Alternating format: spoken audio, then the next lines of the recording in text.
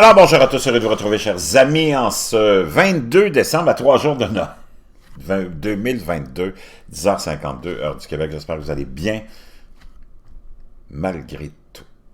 On le sait, on vit dans un univers commun, tout est interconnecté, l'intelligence artificielle avance, la biométrie avance, l'argent digital s'en vient pour vraiment très bientôt.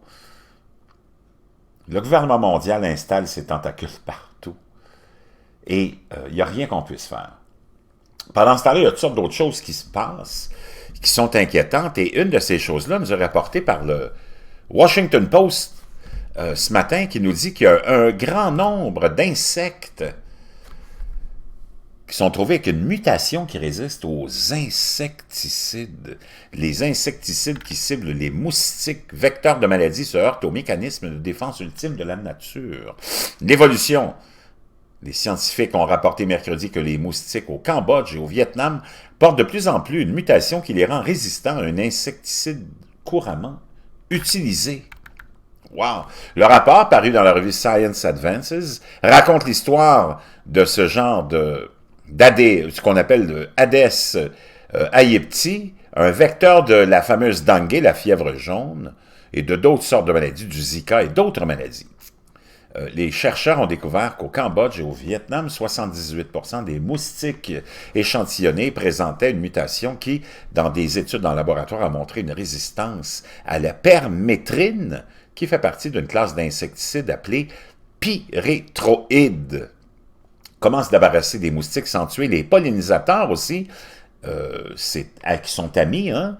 Ben, c'est pas facile, cette mutation a déjà été observée, mais jamais à une fréquence aussi élevée dans une population de moustiques. La nouvelle étude a également révélé une résistance extrême à 2 insecticides différents pulvérisés dans la capitale cambodgienne, Phnom Penh, où les moustiques avaient plus d'une mutation conférant une résistance. Un insecticide pulvérisé là-bas n'a tué que 10% des moustiques, tandis que l'autre n'a rien tué du tout. Wow! La résistance aux insecticides chez les moustiques est de plus en plus un problème de santé publique, d'autant plus que les populations d'Aedes aegypti, je ne sais pas comment ça se prononce, mais on verra bien un jour, et d'autres espèces augmentent et étendent leur aire de répartition géographique en raison du changement climatique, de l'urbanisation et de la mondialisation. Donc, une autre histoire qui peut être inquiétante, et ça, c'est à plusieurs niveaux. Même nous, on résiste, on utilise tellement d'antibiotiques qu'on a beaucoup de maladies qui résistent maintenant aux antibiotiques, beaucoup de germes qui résistent aux antibactériens parce qu'on en utilise trop. Ça va devenir problématique, probablement, plus vite qu'on le pense. Ça commence déjà, ça c'est très inquiétant. Quand tu penses à des maladies, entre autres, qui sont transmises par certains insectes, comme le fameux dengue, la fièvre jaune, le chikungunya et le Zika, entre autres maladies.